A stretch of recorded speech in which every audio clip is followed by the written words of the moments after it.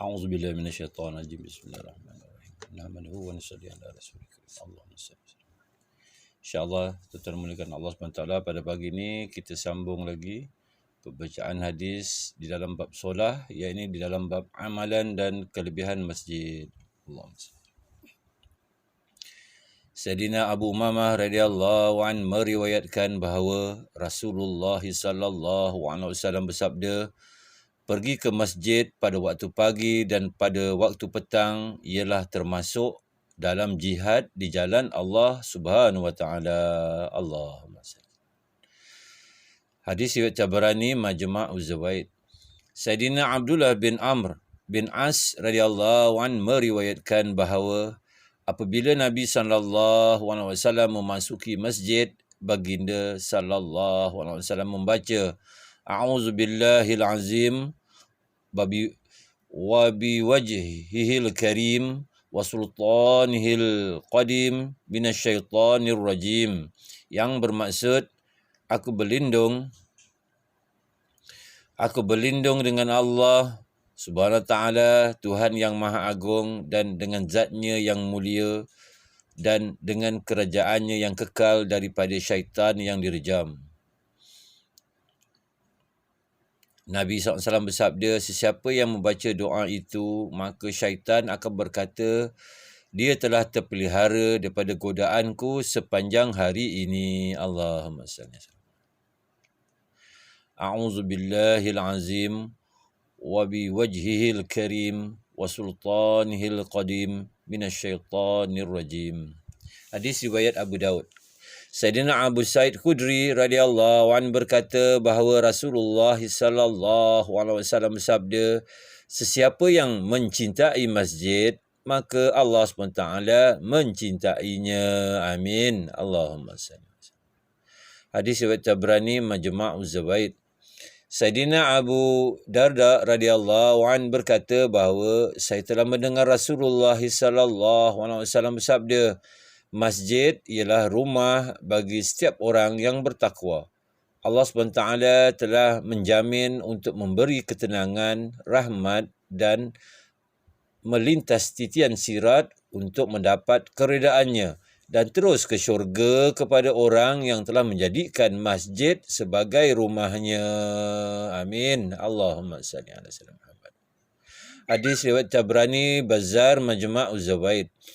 Sayyidina Mu'az bin Jabal radhiyallahu an meriwayatkan bahawa sesungguhnya Nabi sallallahu alaihi wasallam bersabda, sesungguhnya syaitan ialah serigala bagi manusia sebagaimana serigala kepada kambing yang akan makan kambing yang terpinggir dan jauh daripada pengembala. Oleh sebab itu, elakkanlah daripada berada berseorangan di lereng-lereng bukit, dan hendaklah kamu mengambil berat untuk bersama dengan jemaah orang awam serta untuk berada di masjid. Allahumma salli. Hadis riwayat Musnad Ahmad.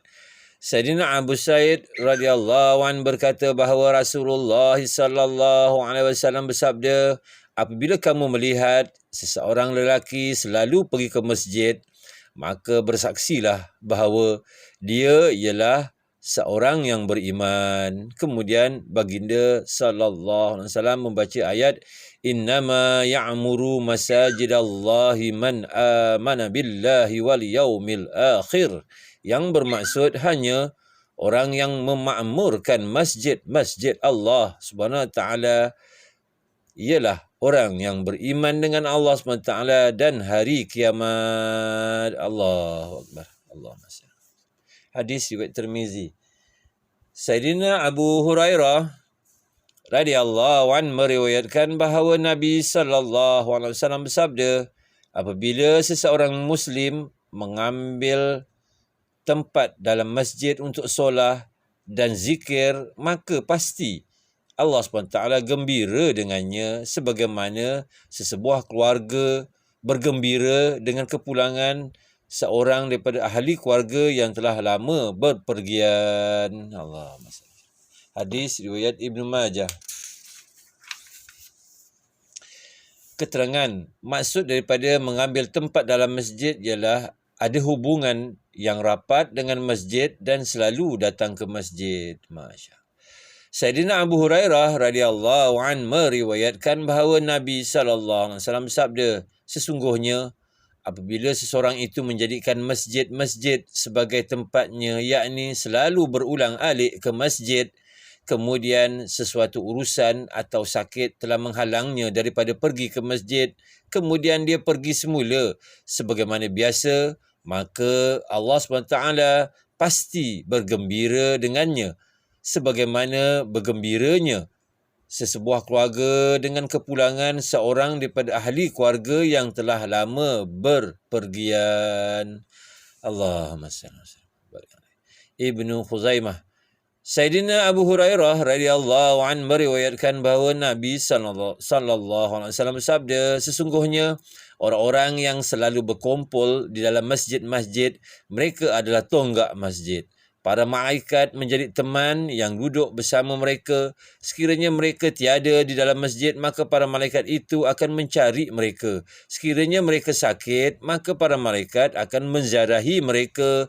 Sekiranya mereka pergi untuk sesuatu urusan, maka para malaikat akan membantu mereka.